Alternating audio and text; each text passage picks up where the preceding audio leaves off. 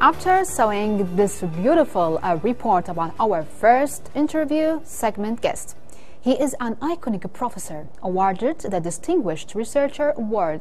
Kuwait University in 2013, he was awarded the Scientific Protection Prize.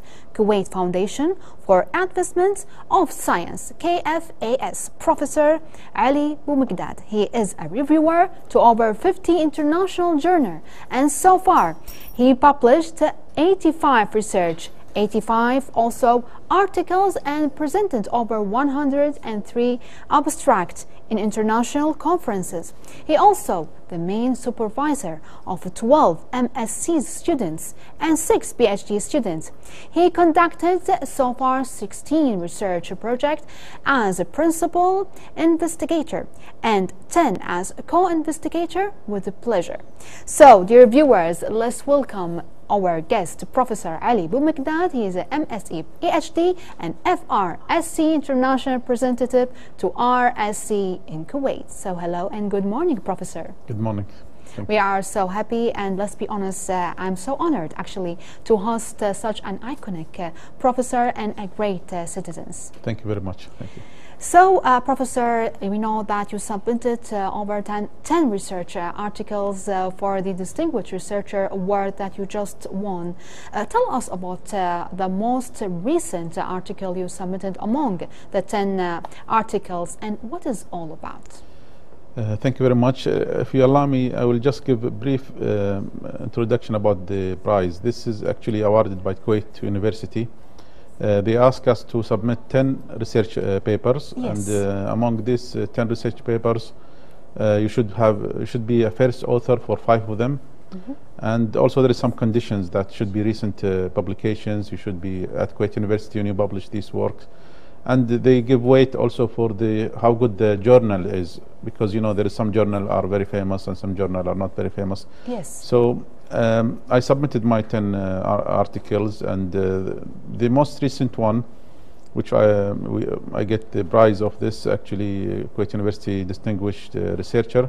Yes. It was about producing a material that we can use it for purifying waters. The idea is actually to use a bio-waste material that is actually available in the waste as waste material. Mm-hmm. And we mix it with what we call it the masks, you know, the surgical disposable mask, the one that we use it one times. Yes. Everyone know it because we have just came out of the COVID pandemic. So the one with the blue cover, this mask consists of 3 layers, and we want to get rid of this mask because they are contaminated. After you use it, it will be contaminated. Yes. And we want also to benefit from it by producing material that we can use it for purifying water from heavy metals or from organic pollutant, etc. Mm-hmm. So this is what we did. We use 50% of the mask and 50% of the bio-waste material. It's actually plant, yes, available in the region. And we mix them together and we produce our material that is called activated carbon. It's like a charcoal, like the charcoal that we use for making barbecues. Mm-hmm. Yeah, but this is slightly more advanced, that it has a high surface area. Yes. And it is very good for removing heavy metal. We tested removing lead and also chromium and also mercury. All these kind of heavy metals. That's amazing project. It's really like maintaining the environment and recycling the masks. Actually, combine it with other material to produce something for purifying actually the water. Yes. It's really an interesting. We can see the picture here, Professor. You've been awarded by, you know. Tell us more about these pictures, please. Yeah, some of these pictures actually, when I got many awards. Some of these pictures actually from the award of KFAS. KFAS also have a prize called the Scientific Production Prize. I won it in 2013, and some of them related to my work. I was the director of the electron microscope unit at Kuwait University, and we produced actually a project that we won some prize also from KFAS. Yes. So these are the pictures. From 2013, these pictures were. Yeah. So let's talk now about the most important findings in this article you just mentioned about.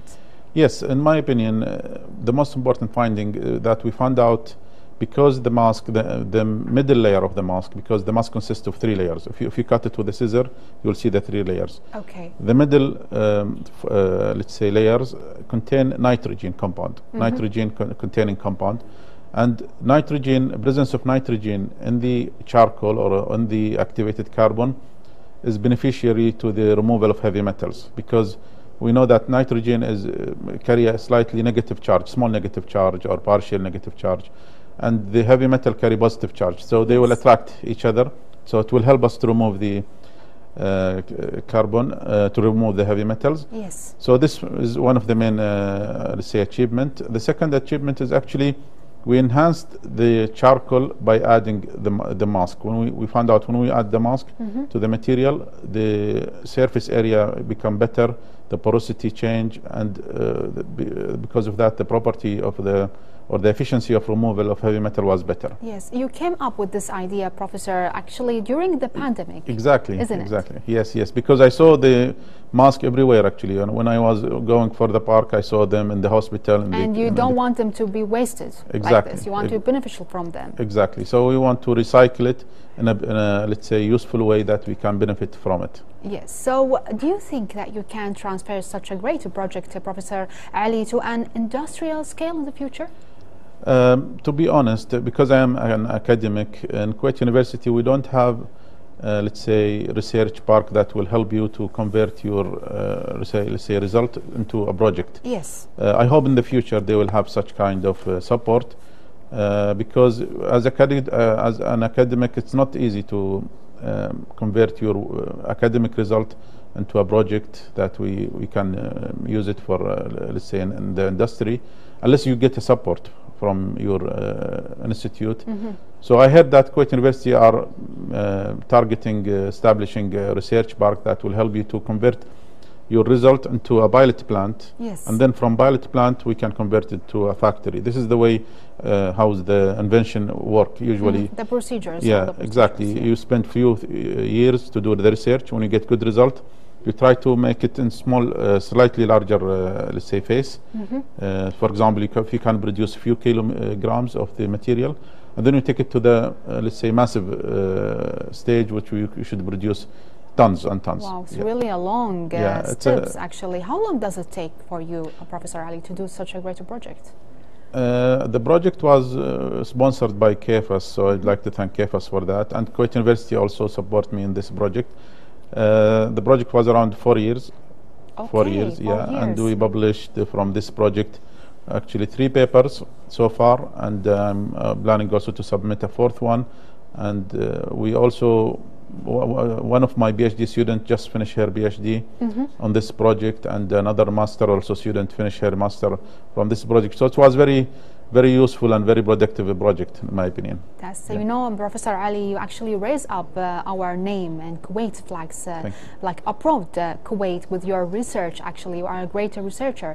But what does it mean that you presenting Kuwait's name in those scientific positions, Dr. Ali?